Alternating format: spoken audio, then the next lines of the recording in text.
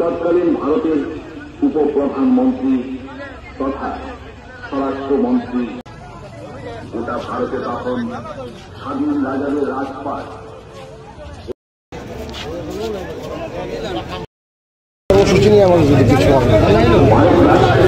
দেখুন, আপনারা সকলেই জানেন সর্দার বল্লভভাই প্যাটেলের 150তম জন্মবার্ষিকী। সেই অনুষ্ঠানকে কেন্দ্র করে আমরা গোটা রাজ্যব্যাপী এবং গোটা দেশব্যাপী পদযাত্রা আয়োজন করা হয়েছে এবং এই বছরটা আমরা ওনার জন্মদিনে বিভিন্ন কর্মসূচি পালন করছি। সেই মোতাবেক আজকে আমরা ধর্মনগরে উত্তর ত্রিপুরা জেলার আমাদের পদযাত্রা শুরু হবে এবং এই পদযাত্রার মূল লক্ষ্য হচ্ছে নেশামুক্ত সমাজ নির্মাণ করা এবং স্বচ্ছ ভারত নির্মাণ করা, স্বদেশিকতা বাড়ানো। আমরা প্রত্যেক মানুষের কাছে আহ্বান রাখবো আজকের এই সময় যে মানুষ স্বদেশী দ্রব্য যেন কেনে এবং ব্যবহার করে।